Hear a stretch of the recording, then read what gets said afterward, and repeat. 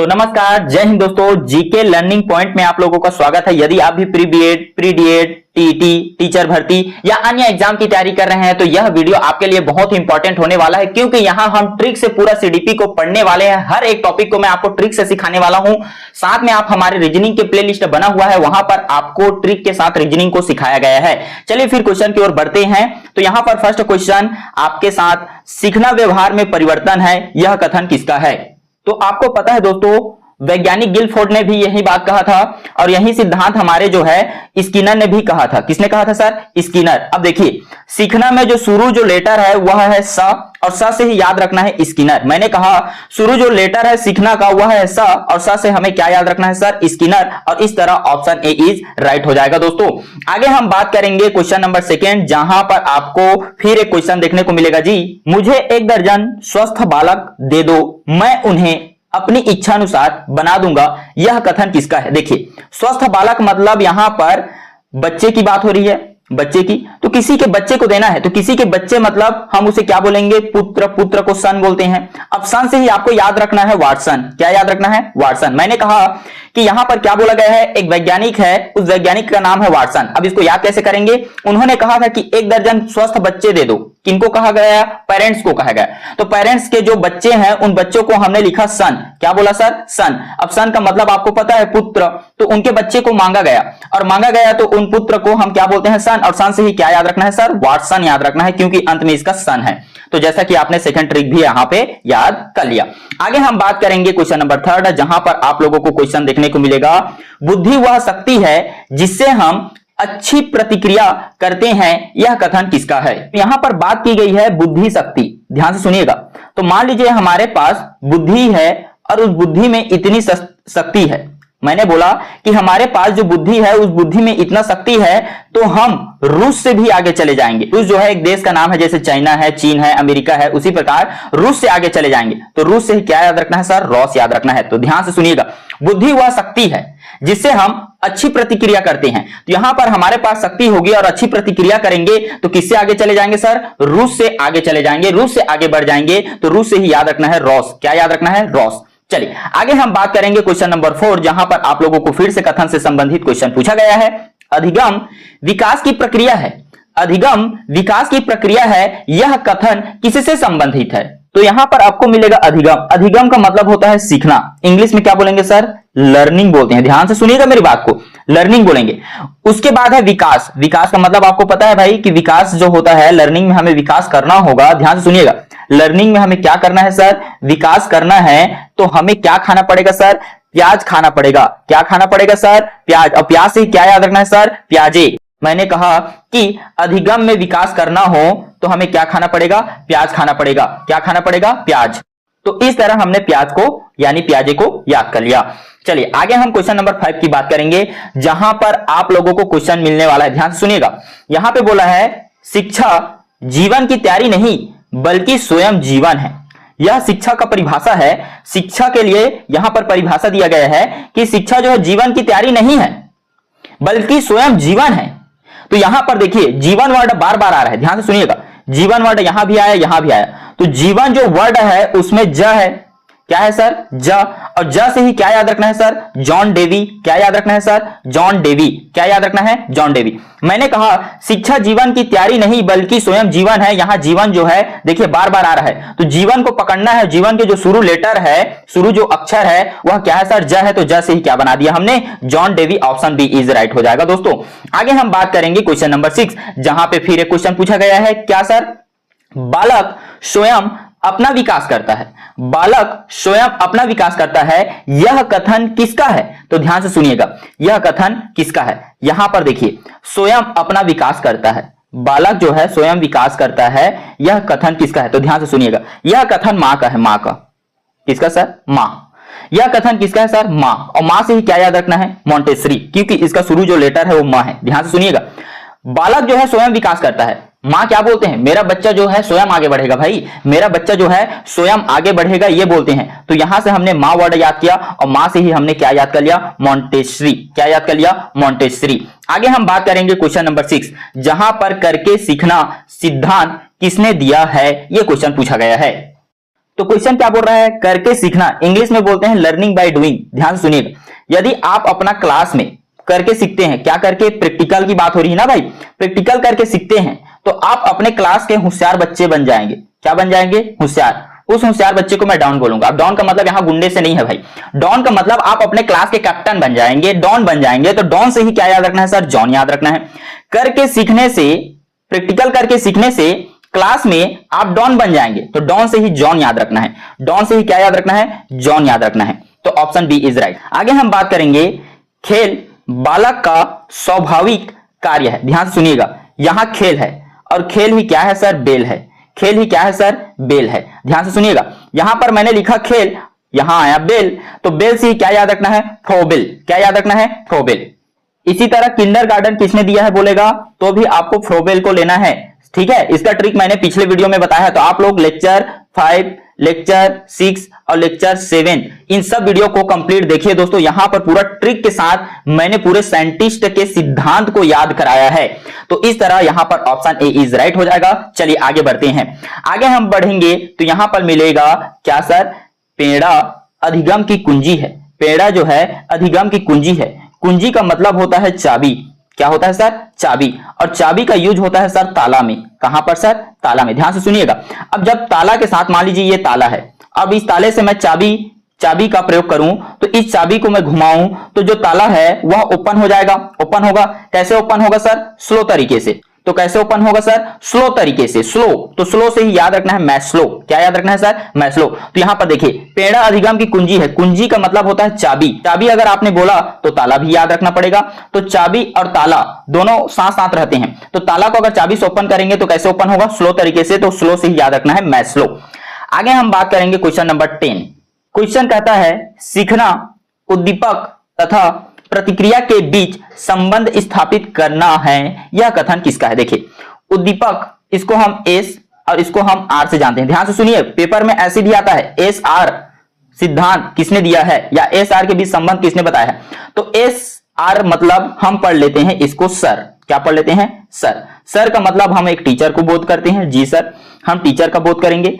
अब ये जो टीचर होता है, तो सबसे पहली टीचर कौन होता है सर, माँ होता है। सबसे पहली टीचर कौन होता है, माँ। और माँ को छत्तीसगढ़ी में क्या कहते हैं सर, दाई कहते हैं। और दाई से ही क्या याद रखना है, डाई याद रखना है। और इस तरह थाना डाइक हमारा राइट आंसर हो जाएगा। मैंने बोला उद्दीपन को ए से शो करेंगे, प्रतिक्रिया को आर से व्यक्त करते हैं। इसको हमने बनाया सर। सर जो होते हैं टीचर, और टीचर जो है सबसे पहली टीचर, सबसे पहली गुरु कौन है सर, माँ है। और माँ को हम क्या बोलते हैं, दाई। तो दाई से ही याद रखना है थाना डाई।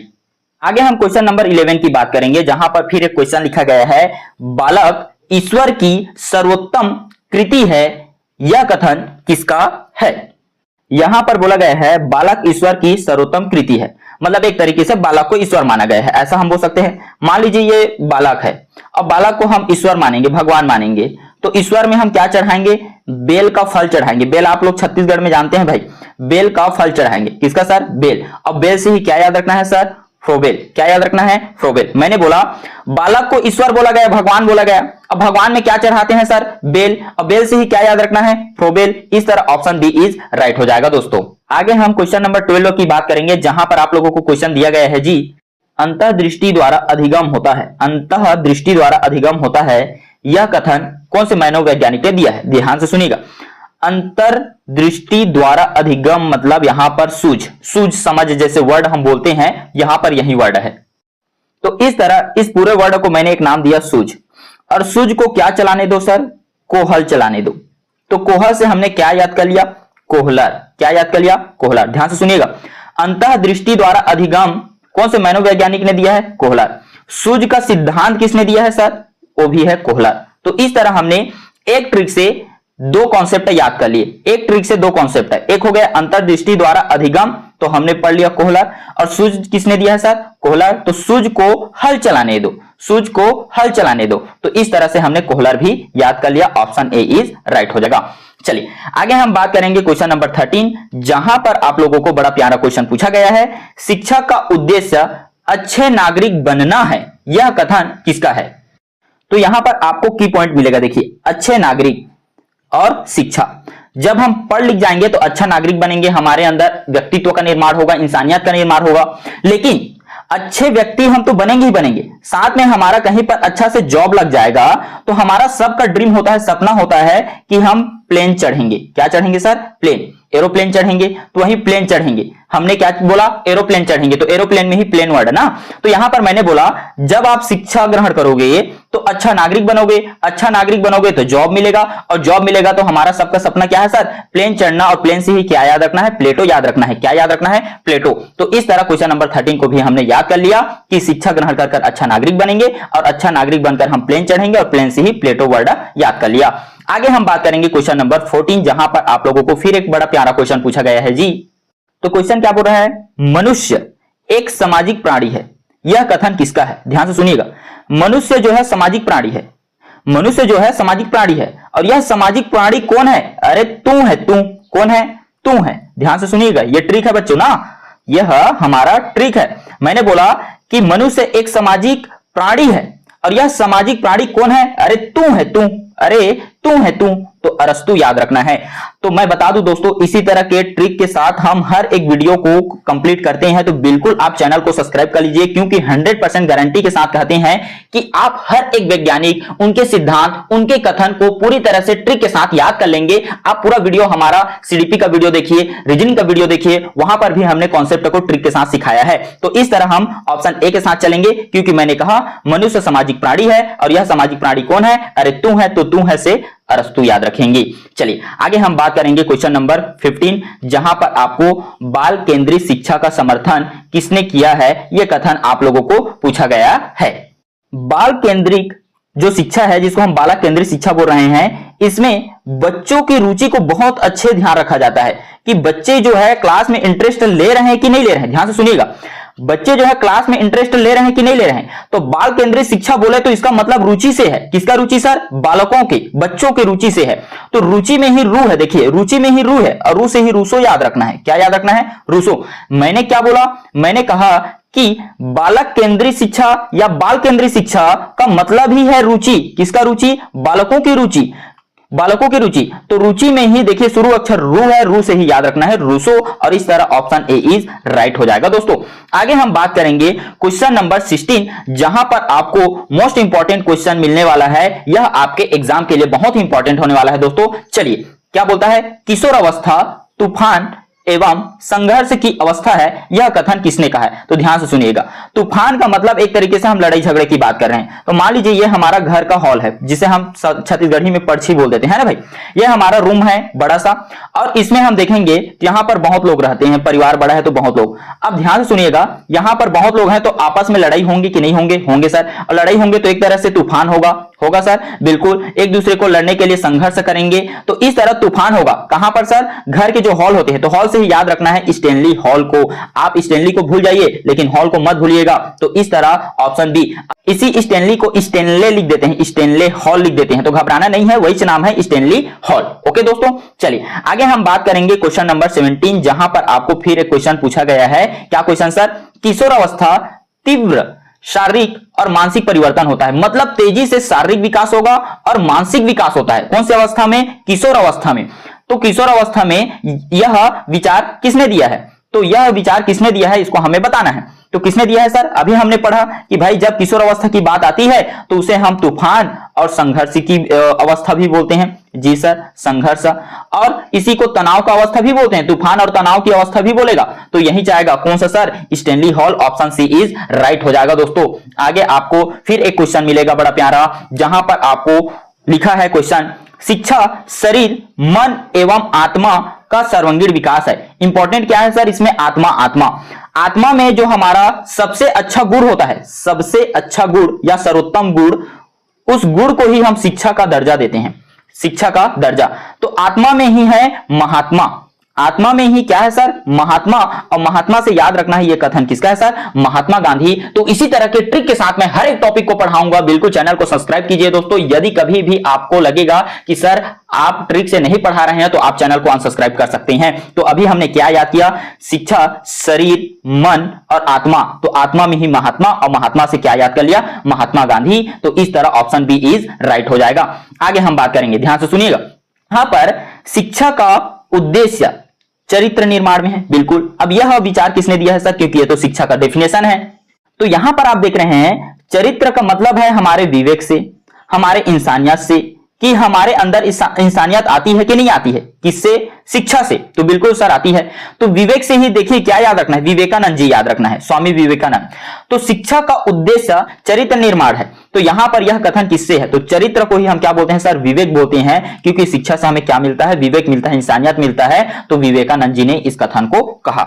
आगे हम बढ़ते हैं कि क्वेश्चन नंबर 20, जहां पर आपको पूछा गया है सक्रिय अनुबंधन सिद्धांत के जनक। देखिए सक्रिय में शुरू जो लेटर है वह है स, और स से ही आपको याद रखना है आधा स, और आधा स से ही हमने बना दिया स्किनर, और स्किनर ही इसका राइट आंसर हो जाएगा। तो सक्रिय अनुबंधन के जो जनक हैं उसमें आपको शुरू लेटर स को देखना है और स से ही स्किनर याद रखना है। अब मैं चाहूंगा दोस्तों इस वीडियो को एक बार कंप्लीटली शुरू से आखिरी तक फिर देखिए और क्वेश्चन को टिक लगाइए। हम देखेंगे कि कितने बच्चे पूरे क्वेश्चन को सॉल्व कर पाते हैं। और आपको बता दूं दोस्तों, इसी तरह के ट्रिक के साथ हर एक वीडियो को हम पढ़ेंगे, इसलिए मैं बोलता हूं चैनल को बिल्कुल सब्सक्राइब कर लीजिएगा।